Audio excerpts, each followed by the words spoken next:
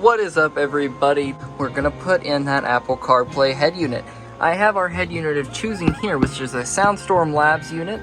This is a bare bones Apple CarPlay unit, and unfortunately it does have the touch capacitive buttons. However, I managed to score this on eBay for $130.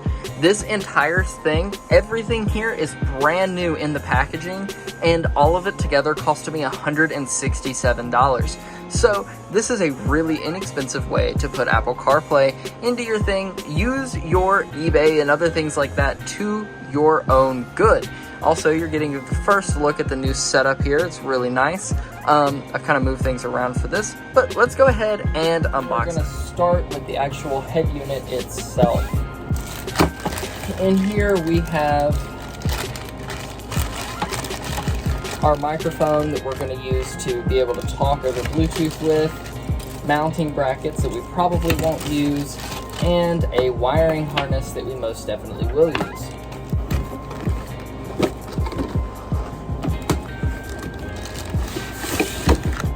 And last but not least, the actual unit itself.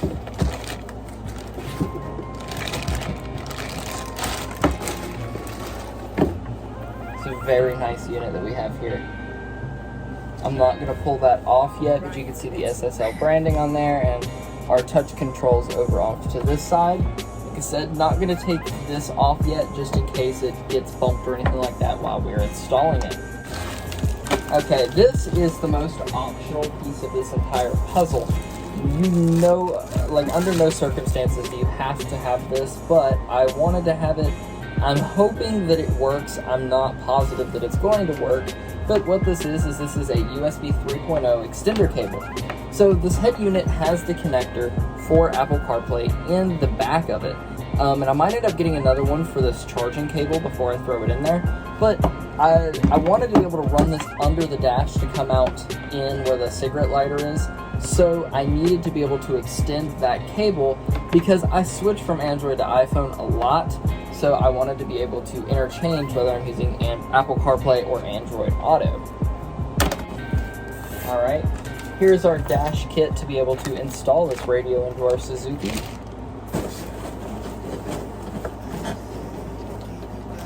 And here's our wiring harness to be able to plug it into our Suzuki.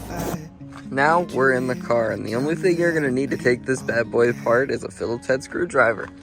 So this has pesky old school AC controls, meaning that there is a manual actuator behind the dash. Now to get to it, we need to take the glove box apart. So you're gonna have two screws down here at the bottom, and then you'll have two screws up here at the top. The entire glove box will come loose. And just go ahead and save yourself the trouble and remove it from the vehicle. And you're going to pop off this cable that's normally connected to that white piece back there. Reason being is this right here is connected to the passenger side. You do have to take the glove box out for it. But the other one that I was missing is actually on the driver's side, even though the other video said it was on the passenger side. So that means we need to get in here and disconnect this cable right here before our actual head unit can come out. And then with that one disconnected, we can just kind of work with our head unit to get it. Oh my god, there's a CD in there!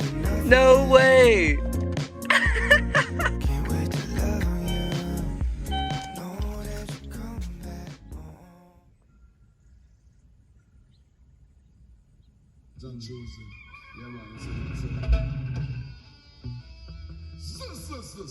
He that know the right and do the wrong shall be spun with many strive.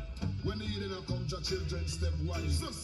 Even though they make mention of them and those, fire but never be friend. So to unplug the hazard switch, you push it through from the backside so that you can get to the connector right there. And then it's got pull tabs on it. And out comes our front fascia. And we've got 4 screws off to either side of this radio holding it in place. And then just pull it out. And then you'll have your connectors back here to unplug. Here is where we do our testing phase. So plugged in the radio just enough to where we can power it on.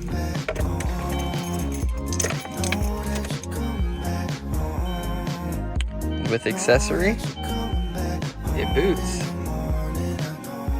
Kit's on, and the radio is in there and all hooked up.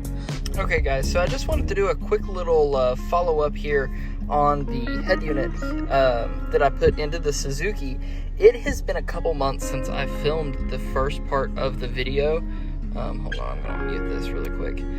It's been a couple months since I filmed the first part, and so I just kind of wanted to tell you how it's been. For the price that we paid to have this, you know, to get everything and put it in, this has 100% been phenomenal. The absolute only two complaints I have with it is, one is that it isn't the fastest head unit, but that's to be expected, so I'm not really upset about that whatsoever. But the touch button controls have been so annoying. The mute button is super nice to have, but I still really wish that maybe it had a knob instead, despite it looking pretty sleek with the buttons. This microphone up here is not the best, so you just kind of gotta put your standards in line with that microphone. It's just not the absolute best microphone ever in the world, and if you raise your voice whatsoever, it just cuts out completely. It does not pick up anything loud at all. But overall, this is a really good head unit, and if you're planning to get a head unit in your car and you're really on a budget, this whole setup that we did really is a good idea. So thank you guys for watching, and have a good one.